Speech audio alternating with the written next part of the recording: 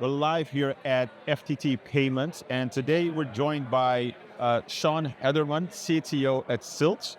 Thank you very much for joining us today. I want to start about data as an infrastructure first and foremost. I think payment data for me especially has when I look at the industry, has always been the byproduct, but it feels now that it's really changing.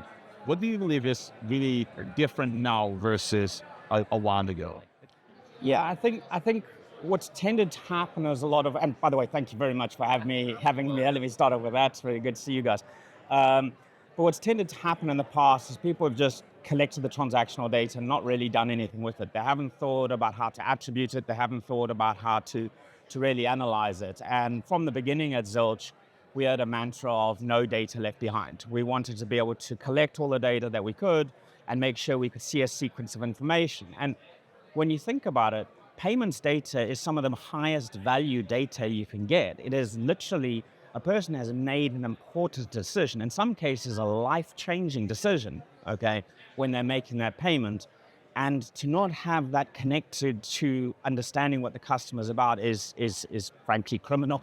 We should all be thinking about data as one of the key first-class pieces of our infrastructure. And I think you're starting to see that realization through a lot of organizations now.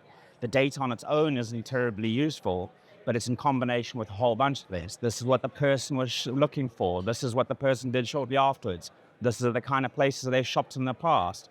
That kind of data is really, really useful. So really trying to get that maximum value to understand our customers and to be able to provide that information and personalization to them. It's good to hear that narrative, because particularly in the payments industry, like we have so much data, but we haven't done the right things with it necessarily over the years. Like PAR data is constantly something I'm getting asked about at the moment. Like, and I think again, the accessibility to that is not always there, and businesses could really benefit from that. You talk about first party transaction data with a real asset.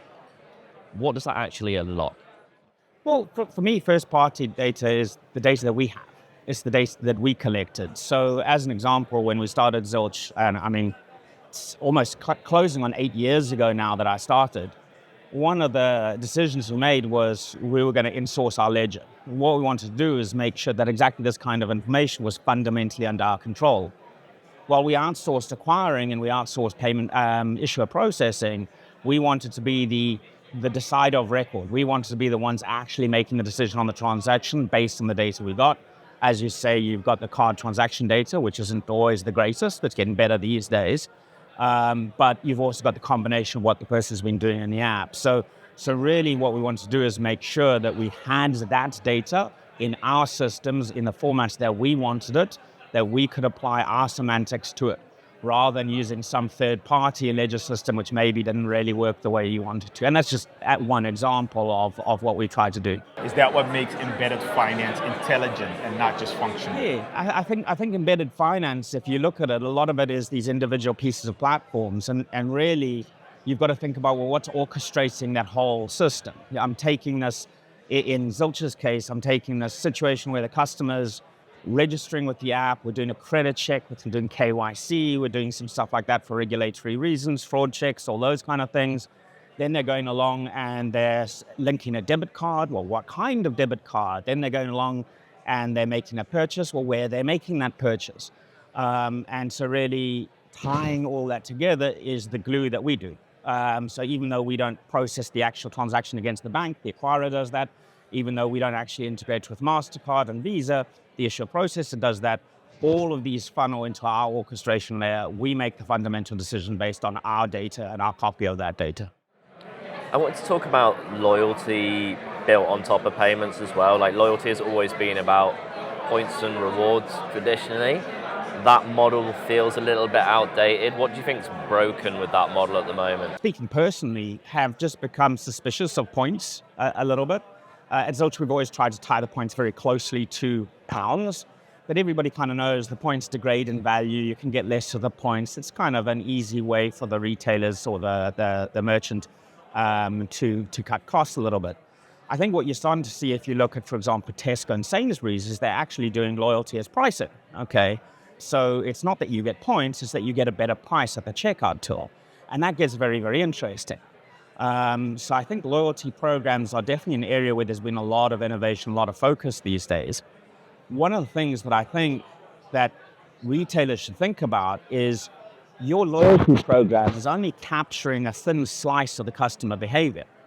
So if I'm swiping my Tesco Club card, okay, cool, I'm going to get that at e-commerce. Am I going to get that on every single tap and pay transaction? Well, maybe not. Am I going to see where else this customer is making purchases? Well, no, maybe not. Okay. And that's where I think, companies like Zilch can actually provide a lot of value to retailers, is we can help augment those loyalty programs. It isn't an either or kind of situation where you're doing in-house loyalty or using a partner like Zilch. It's a question of both. If you're focused just on your own in-house loyalty and you're assuming you're going to capture that very first transaction all the way through, you're going to have the whole life cycle.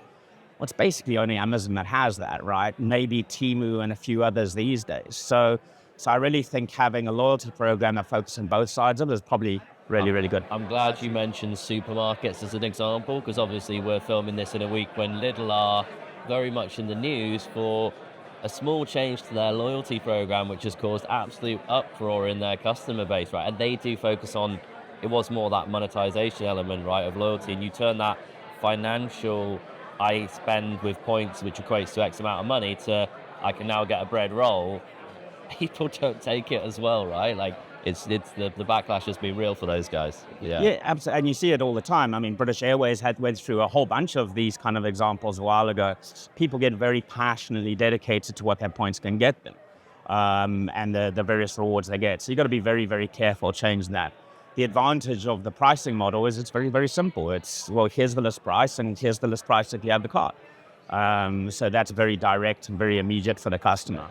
Yeah. So does this create much more of a direct relationship between those merchants and the consumers?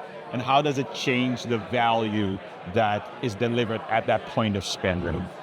Well, I think it's exactly that, right? If you're now swiping your card, and if you think about the way that you sort of swipe a card these days at checkout, you're swiping out with you've got to scan your Tesco card, then you've got to use a payment card. It's a bit of a clunky sort of experience, right? But you do that because you're going to get these benefits. Right, so that's the sort of premise of loyalty programs, is I'm going to get these benefits in the future. As I say, what I quite like, and this is me personally, it's not necessarily everyone, what I quite like about the discount model is, again, as I say, it's very much connected right there on the till. I can see it, okay? I would have spent £40, but because I used my Tesco Club card, I'm spending £30. Fantastic, I've just saved £10. That's real, it's immediate, it is in my pocket. And payments gives you that ability to do that at the point of checkout, whereas a points-based system just doesn't. And just putting your CTO hat on, because I think it's always fascinating when we have a CTO on the show, because the perspective is so different to some of the other guests that we have.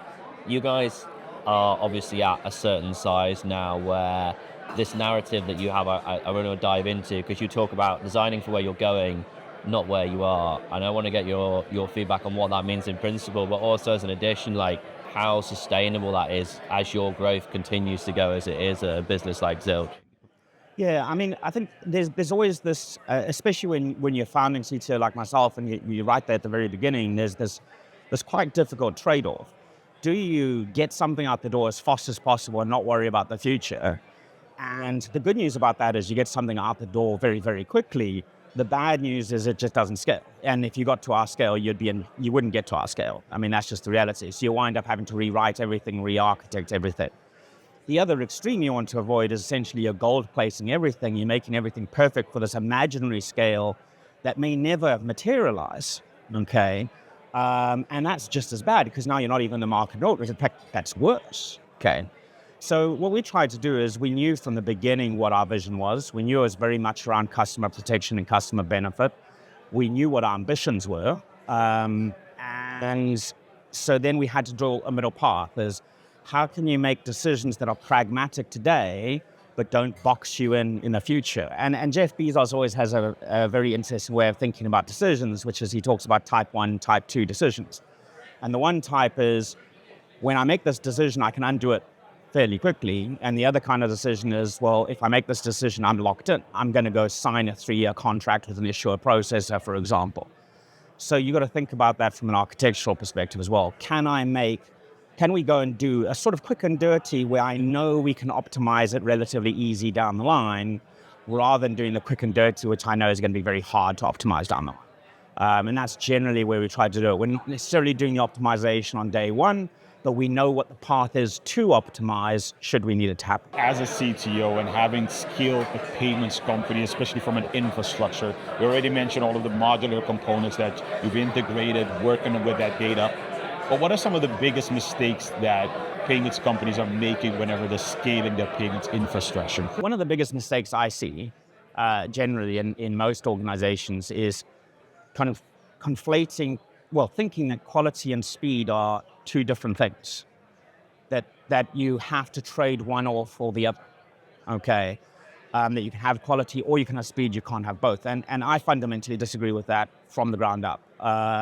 From my perspective, if you're doing things, and I'm not saying gold plating again, but if you're doing things with the requisite degree of quality, it causes less distraction, it causes less noise, it causes less customer problems, it causes less pain in general, and that allows your teams to focus more and allows them to deliver more quicker. So fundamentally across the entire industry, not just payments, I'd say that's one of the biggest things that I look at and I go, people are missing a trick. They're trying to cut corners left, right, and center, and they're not realizing, sure, that works in the very short term, and we do it from time to time, but you've got to pay down that debt. You've got to go and fix that, because otherwise what you're going to do is you're going to spend more and more time, more and more effort just keeping the ship running and not actually advancing it. And we've talked about AI a little bit today. I think it's inevitable that AI comes up as a topic of conversation. Even all these years later, the first sort of events where it was topical, it changes and evolves day in, day out, right? So you've spoken about consumer first AI. Why should that be the design brief and not a constraint? And again, I think this goes back again to Zilch's founding principles, right? We were always very customer first from the beginning. We went off and got regulated for BNPL before there really was any BNPL regulation. We worked with the FCA to go do that regulation. We didn't have to. We did it because we wanted to make sure that our customers would have access to the same kind of protections they get from other regulated financial services companies, things like the Ombudsman and those kind of protections. And similar, when we decided to launch via card program, one of the advantages was Section 75 protection, which again gives customers that ability to repudiate the transaction if it wasn't them. So we've always focused very much on the customer. And with AI, it is the same. The question we're asking ourselves is first start with the customer. How does this help the customer? How do we make sure we're not going to protect the customer? If I'm putting an AI chatbot in front of a customer that's going to answer questions, I want to know that we've done as much as can reasonably be expected to make sure that it's going to provide accurate and useful information. And if you start with that as your premise, okay, I think most of the other things flow out of it. And I don't think it slows you down, again, to the point of the speed versus quality. It maybe slows you down a little bit getting out the door, but it also stops a lot of noise and a lot of chaos and a lot of problems. So you've got to think about these things from that perspective a little bit. And again, you can take pragmatic decisions, right? You can take a pragmatic decision today where you know, okay, well, this is good enough for now, but I know the plan to make it more secure, more reliable, more predictable. And of course, nowadays we see pretty much every other week there's a new model coming out. It doesn't matter if it's Anthropic, with OpenAI, or even Gemini with their models. But in financial services especially, like we already mentioned, we're working with so many of the different regulators as well. How do you balance between being innovative and utilizing some of those newer technologies, but also managing trust, like you already mentioned, like making sure that things are safe, secure, and compliant as well? How do you balance that? Well, I think you've got to look, essentially, is what are you going to use this model for, right? So let's go along and say, the product team demoed an internal agent that they want to use relatively recently to me. Well, that's a very low risk model, right? It's got a human in the loop, the human's meaningfully in the loop, it's going along and doing some market research and stuff for the product team. So let them get on with it, right? Give them the tools and let them get on with it, okay? Give them some advice and say, that prompt's not great, you maybe need something else that's going to verify it. You can give them a few sort of tips along those kind of lines. Now, at the other end of the spectrum, we've worked very closely with one of our partners to provide AI agents that will respond to customers and help customers with their issues. And that's working very, very well. But from that perspective, we wanted to be super, super careful. We've got to think very carefully about the training corpus of the information that the agents use. We ran a sort of side-by-side in shadow mode for quite a lot of time. We sat with our partner, and they found it quite painful. We sat with them, and we wanted to understand how their architecture worked, how their testing worked, so that we were comfortable that we could put this in front of our customers, and then we layered on our own testing.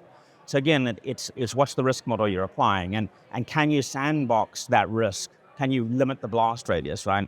If I have that product agent that's running in Atlassian, in our case, well, that's its blast radius. The most it can do is affect stuff in Atlassian. It can't reach out and attack our database or whatever the case will be. So you can scope these things pretty tightly. I think the danger comes when you try and have these agents trying to cross boundaries or get too many powers, as it were. The problem is that those are the most interesting agents. But yeah, we'll learn as we go, I think, in that space. Yeah. Look, really interesting conversation. Thank you very much for joining us. We have a final question that everyone on the Payment Show podcast get asked, which is, if you were to banish one thing from this industry forever, put it on the shelf of shame, what would you choose? It would be the speed versus quality thing. It would 100% be that. There's no doubt about it in my mind. This is a mindset that needs to die. Well, that's an easy one to nominate, I think, and get rid of. Look, Sean, thank you very much for joining us. Where can people get in touch with you, find out more about Zilch? Excellent. LinkedIn is a great place to reach out. I'm not great at paying attention to LinkedIn, so you may have to be a bit patient, but it's a great place to start. We're the wrong people to be saying that too. Yeah. I'm sure. I go through phases. Like every month or so, I do a flurry of LinkedIn, and then I don't. Well, enjoy the rest of the event, and thanks for coming on the show. Absolute pleasure. Thank you very much. Cheers, guys. Thanks a lot.